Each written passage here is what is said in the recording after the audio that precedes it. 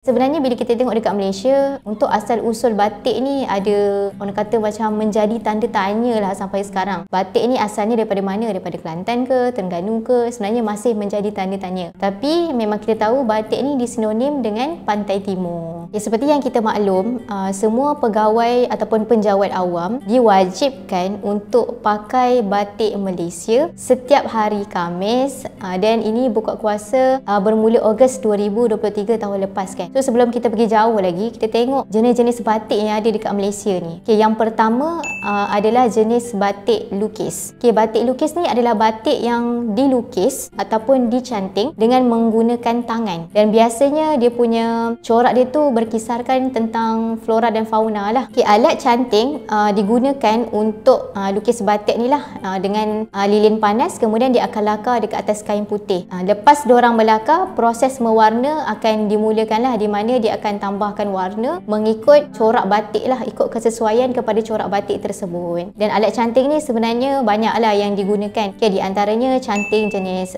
canting kasut, canting laras 2, laras 3, laras 4 dan sebagainya. Biasanya batik lukis ni adalah lebih mahal daripada batik biasa, sebab batik ni dilukis menggunakan tangan. Jadi seni tangan tu yang menjadikan dia mahal. Okay, yang kedua adalah batik terap ataupun batik chop. Batik ni dia hasilkan dengan kaedah di mana menggunakan blok pengecop. Okay, dan biasanya kain dia akan dicop ataupun ditekap dengan corak batik yang diperbuat daripada blok corak. Blok corak ni biasanya dia ada orang kata ada diperbuat daripada kayu, ada yang diperbuat daripada logam. So dia akan ada corak lah dekat chop tu. Okay, yang ketiga adalah batik sutera saring ataupun batik screen. Batik screen ni sebenarnya adalah antara teknologi yang baru yang digunakan sebenarnya. Tetapi sekarang ni memang dah ramai dah sebenarnya gunakan batik screen ni untuk nak jimatkan masa dan juga nak mempercepatkan kerja lah. Okay, batik screen ni adalah kaedah di mana melakar corak dengan menerapkan warna. Corak batik tersebut dibentuk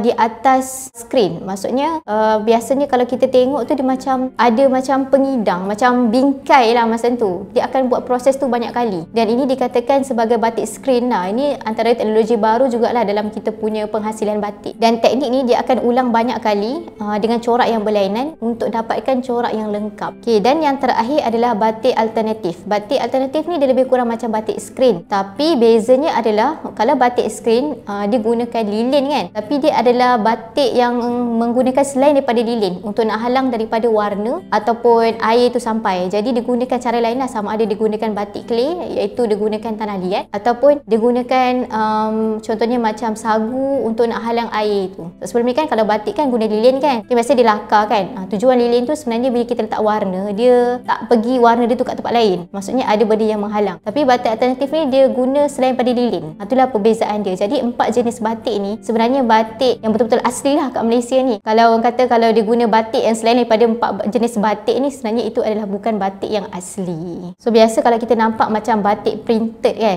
batik printed ni paling famous lah sebenarnya kan. Ramai orang guna dan dia memang murah lah. Tapi dia sebenarnya tak dikira sebagai batik yang asli sebab dia tak ikut proses-proses tadi. Maksudnya dia bukan daripada 4 jenis batik tadi lah. Sebab tu kalau macam biasalah penjawat awam, kalau dia pakai batik yang salah, biasanya kena tegur lah. Sebab berbeza batik, betul-betul batik dengan printed punya batik.